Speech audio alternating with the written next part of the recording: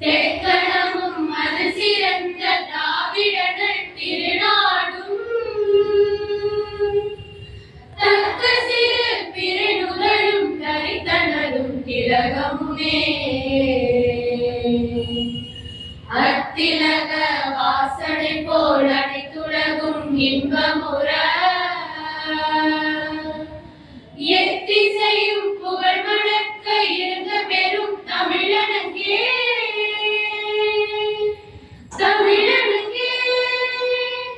உன் சீரினமை திரும்பி எந்த செயல் மறந்து வாழ்ந்ததுமே வாழ்ந்ததுமே வாழ்ந்ததுமே.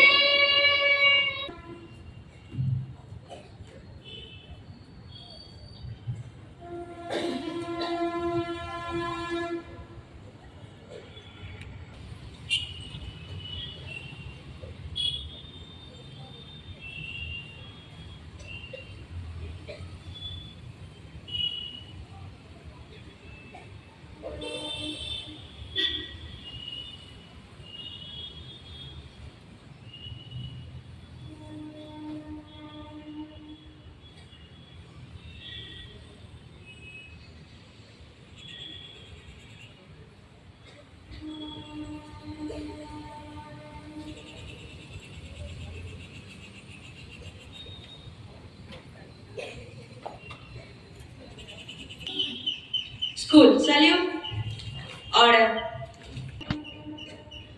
வாழ்க எங்கள் மணிக்கொடி, வாழ்க எங்கள் இந்தியா, வேக தீமையாகுமே வெற்றி எங்கும் ஓங்கவே.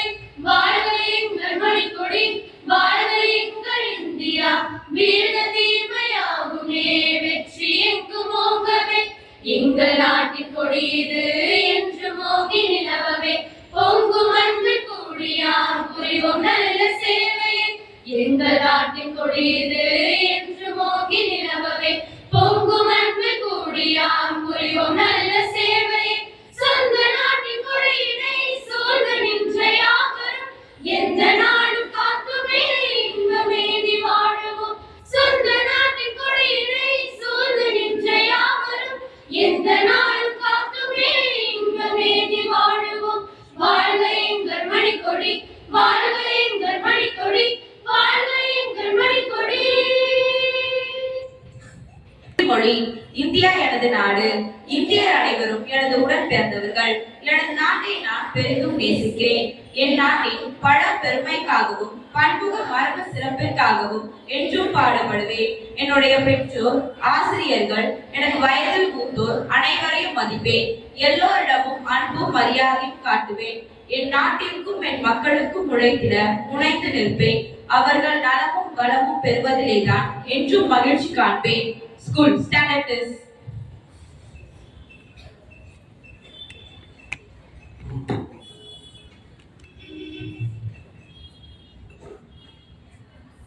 அனைவருக்கும் இனிய காலை வணக்கம்.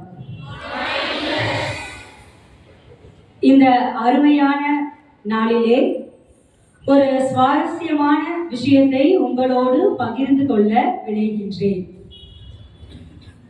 90s கிட்ஸ் பெருசா அல்லது 2K கிட்ஸ் பெருசா? இந்த விவாதத்திற்கு ஒரு முடிவே இல்லையா?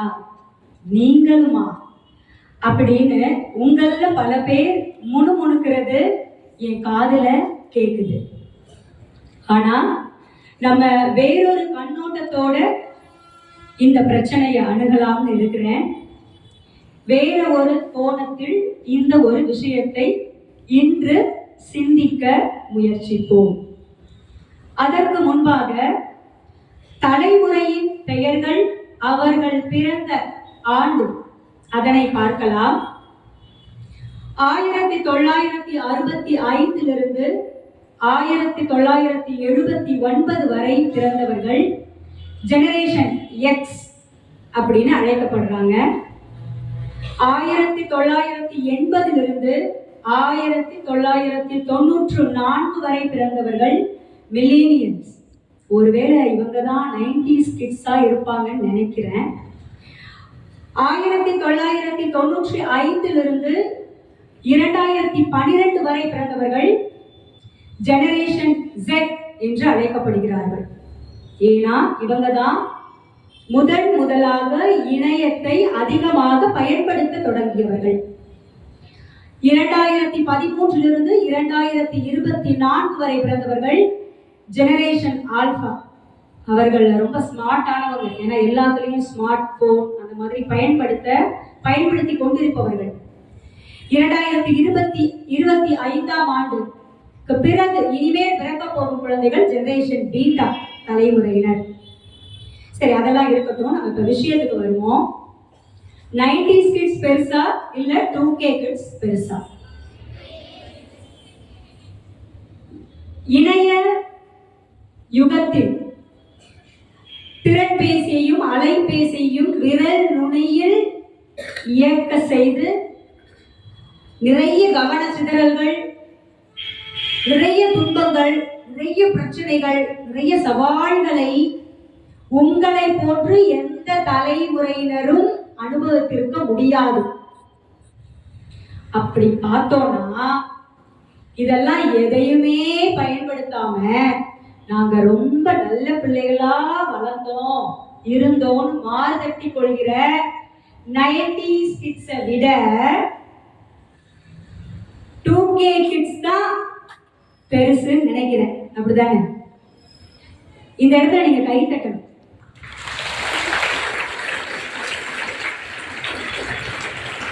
இதை நான் சொல்லும் பொழுதே எல்லார் மனசுலயும் ஒரு பெரிய மகிழ்ச்சி, ஒரு புன்முறுவலோட இதை ஏற்றுக்கிட்டீங்க இல்லையா? ஏன்னா உங்களுக்கே தெரியுது, இணைய உலகத்துல பிறந்து வளர்ந்து வாழ்ந்து வருகின்ற ரிஸ்க் எடுக்கிறதெல்லாம் ரஸ்க் சாப்பிடுற மாதிரி அப்படின்னு எல்லா டெக்னாலஜியும் பயன்படுத்துகிற உங்களுக்கே தெரிகிறது இந்த யுகத்தில் பயணிக்கிறது கொஞ்சம் கஷ்டம்தான். போற பாதை கொஞ்சம் கரடு முரடா தான் இருக்கு. கவனச்சிதறல் நிறைய வரத்தான் செய்யுது. கொஞ்சம் பாதுகாப்பா இல்லைன்னா ஆபத்து தான் அப்படின்னு நீங்களே உணர்ந்ததுனாலதான் அதை உண்மையிலேயே நீங்க புன்முறுவலோட ஏத்துக்கிட்டீங்க. சரிதானே? ஆமா தானே?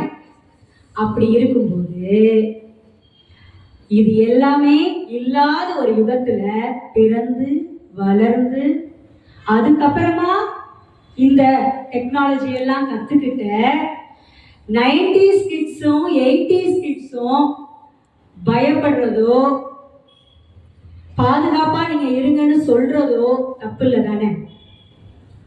தப்பு இல்லதான். ஏன்னா இப்பதான் உங்களுக்கே தெரியுது இது எவ்வளவு ஆபத்தான பாதை. இப்ப நீங்க தான் கை தட்டினீங்க குஜராத், அதனால உங்களுக்கே தெரியுது. அப்ப அவங்க பதட்டப்படுறதுலையோ பயப்படுறதுலையோ தவறில்லை தானே? இல்லதான்.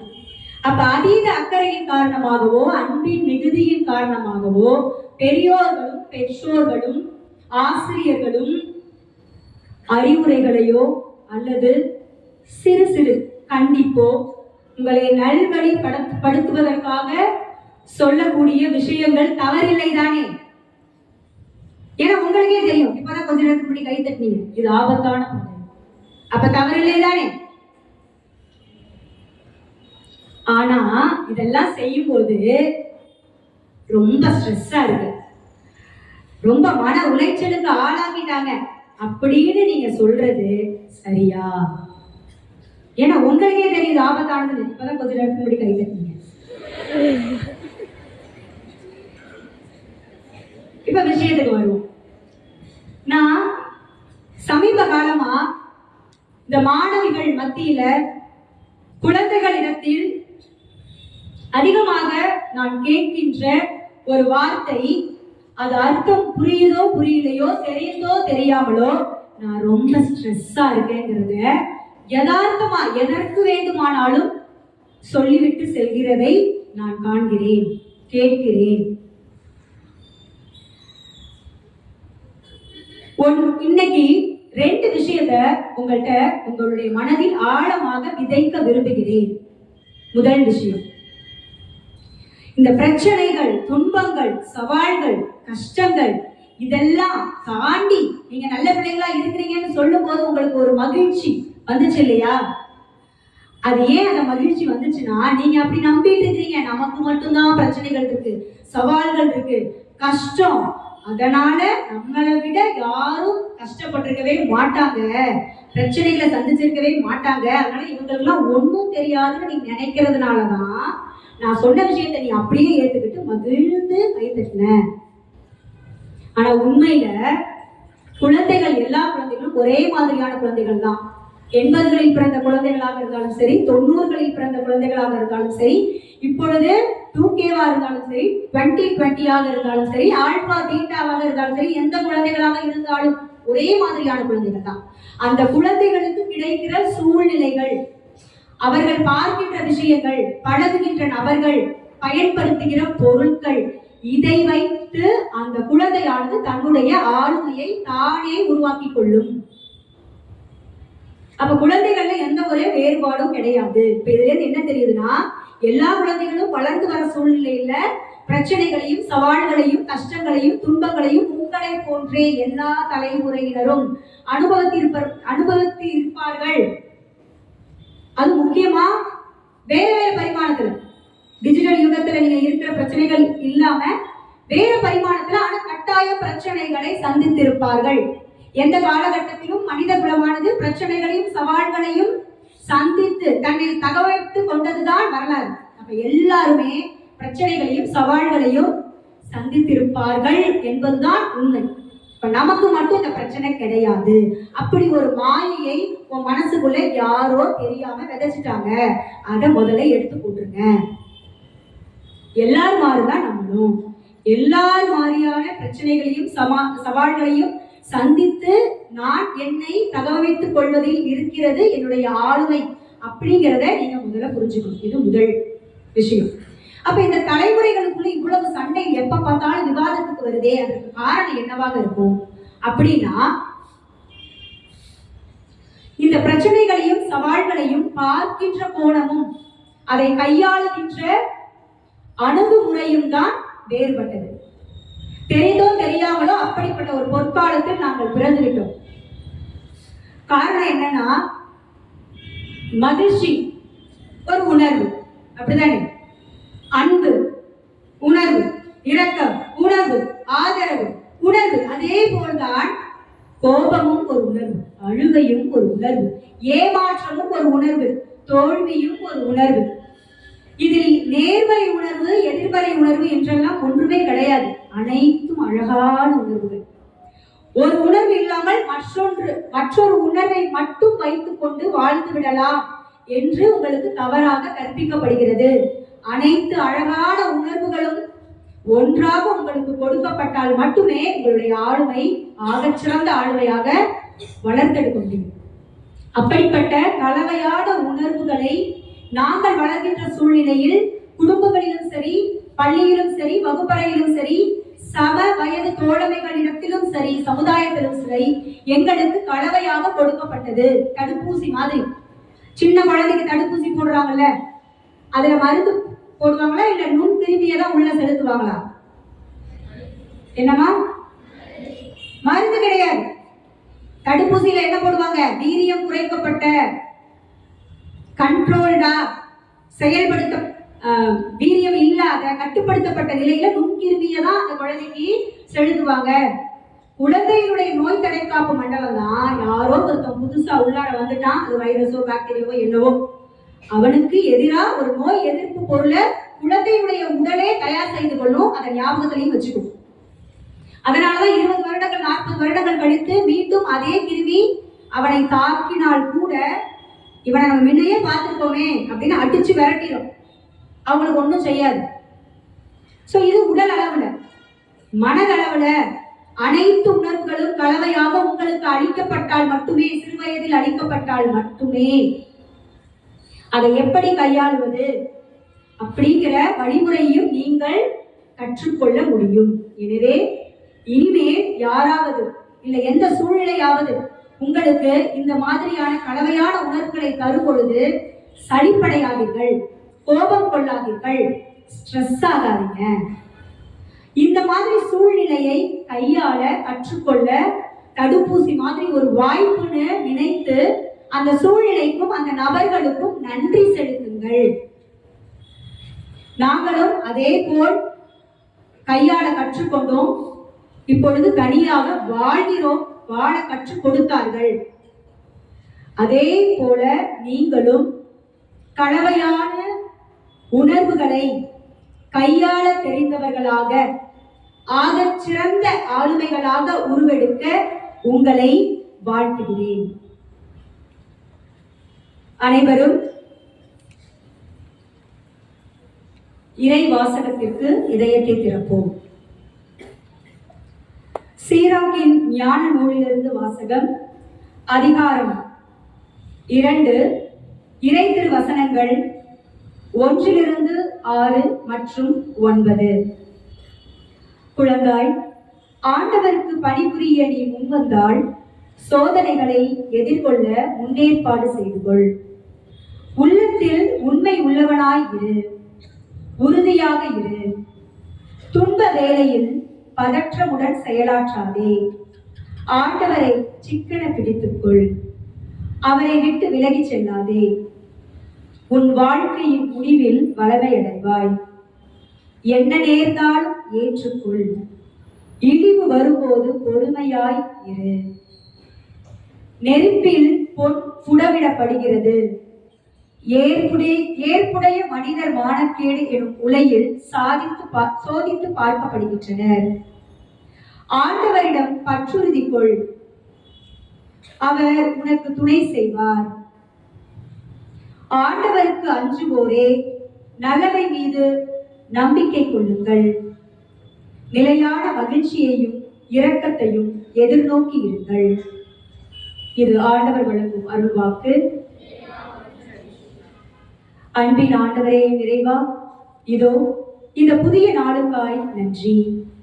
இந்த வருடம் பொது தேர்வினை எழுத தயாராகி கொண்டிருக்கும் எம் 10, 11 மற்றும் 12ஆம் வகுப்பு மாணவிகளை உம் கரம் ஒப்படைக்கிறோம். அவர்களுக்கு தேவையான அருளை தந்தருளும். இறைவா, எம் மாணவிகளுக்கு கலவையான உணர்வுகளை கையாள தேவையான ஞானத்தை தந்து அவர்கள் நிறை மதிப்பெண்ணோடு வாழ்வில் நிலையான மகிழ்ச்சியையும் பெற்றிட தேவையான அருளை தந்தருளும். எம் ஜெபம் கேளும் ஜீவனுள்ள நல்ல தகப்பனே, ஆமென். ஆண்டவர் துணை இருப்பார், ஆபத்து அணுகாது. மதில் போல் சூழ்ந்திருப்பார், துன்பங்கள் நெருங்காது. கலங்காதே மனமே, கலங்காதே மனமே.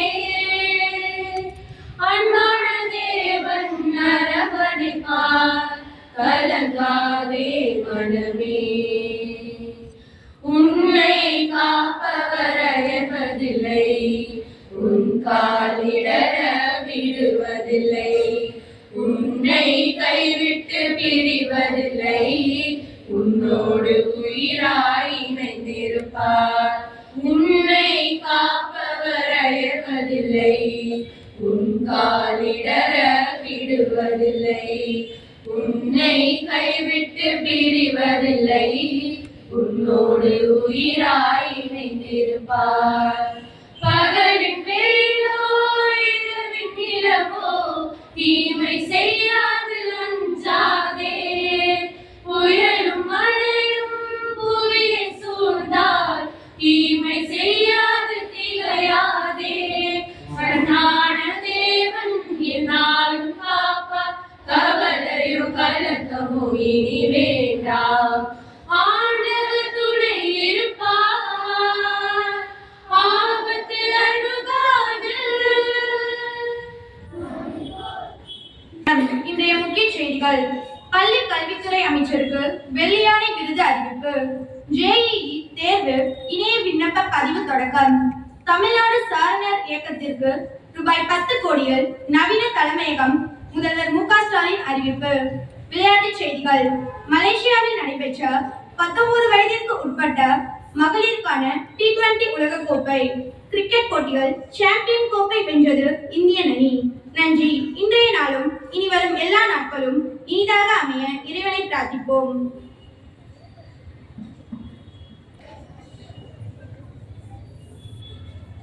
Happy morning, children. சத்தம் கேட்கல.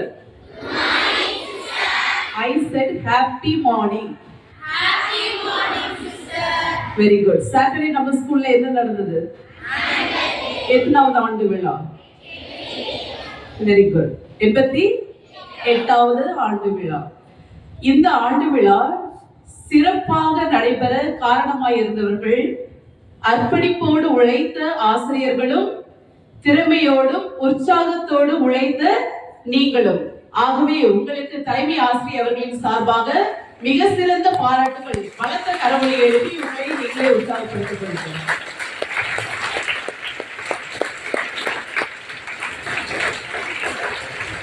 ஆண்டு விழாவிற்கு வந்த அனைத்து பெற்றோர்களும் மிக சந்தோஷத்தோடு சென்றார்கள். சொல்லியிருப்பாங்கல்ல, பேரண்ட்ஸ் சொன்னாங்களா ப்ரோக்ராம் நல்லா இருந்ததுன்னு. நடந்த ஒவ்வொரு நிகழ்வும் மிக அருமையாக மிக நேர்த்தியாக இருந்தது. அதற்கு முக்கியமான காரணகர்த்தாவாக இருந்தவர்கள் நமது ஆசிரியர்கள். அவர்கள் இல்லை என்றால் உங்களை பயிற்றுவிக்க முடியாது. சோ ஆசிரியர்களுக்கு மிக சிறந்த பாராட்டுகளை நாம் அனைவரின் சார்பாக தெரிவித்துக் கொள்வோம்.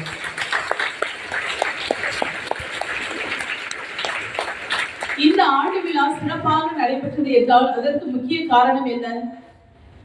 Team work. டீம் ஒர்க் இல்லை அப்படின்னா கண்டிப்பா எந்த ஒரு நிகழ்வும் சிறப்பாக நடைபெற முடியாது. ஆகவே இந்த டீம் ஒர்க் டிசிப்ளின் ரொம்ப ரொம்ப அவசியம். இந்த இரண்டையும் கடைபிடித்த உங்கள் ஒவ்வொருவருக்கும் மிக சிறந்த பாராட்டுகள். மறுபடியும் ஒரு சில பேர் கைதட்டும் போது எங்கேயும் தூக்கம் வருது.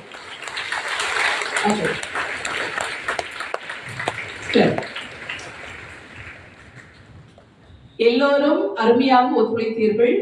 ஆனால் ஒரு சில பேர் கடைபிடிக்கவில்லை.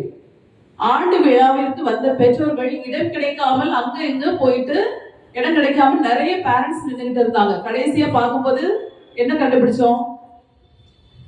12th தவிர நிறைய ஸ்டூடெண்ட்ஸ் வந்து இருந்தீங்க. உங்களுக்கு தான் தெரியும் யார் யார் வரக்கூடாதுன்னு சொல்லியும் வந்தது அப்படின்னு பெரிய லிஸ்டே இருக்கு. ஸோ அந்த ஸ்டூடெண்ட்ஸ் மட்டும் இருங்க. அந்தந்த கிளாஸ் டீச்சர்ஸ் நீங்க வந்து உங்களுடைய ஸ்டூடெண்ட்ஸ் கிட்ட பேசுங்க. Because it's your responsibility to take care of your own class. So we will call out the person's student's name. யார் பேரெல்லாம் வாசிக்கிறோமோ அவங்க மட்டும் இருங்க. முக்கியமான காரணம் இருந்தது அப்படின்னா டீச்சர்ஸ் கிட்ட சொல்லிட்டு நீங்க கிளாஸுக்கு போகலாம்.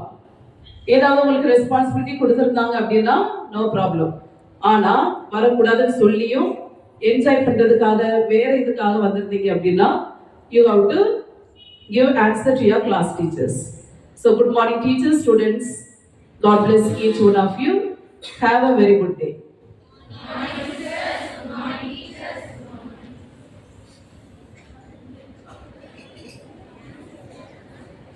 அனைவருக்கும் அன்பான காலை வணக்கம். சென்ற வாரம் மயிலாடுதுறையில் நடைபெற்ற மாநில அளவிலான சிலம்ப போட்டியில் நம் பள்ளி மாணவியர் கலந்து கொண்டு பரிசு பெற்றுள்ளனர். அவர்களுக்கு பரிசினை வழங்கிட நமது அருட்சகோதரி அவர்களை அன்புடன் அழைக்கின்றோம். ஆர் அபர்ணா 9C ஒற்றை கம்பு வீச்சு 3ஆம் இடம்.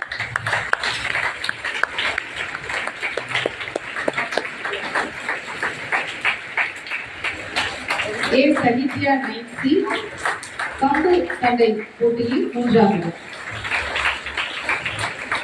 பரிசு பெற்ற மாணவியருக்கு பாராட்டு பரிசு வழங்கி அளிச்சவர்களுக்கு நன்றி.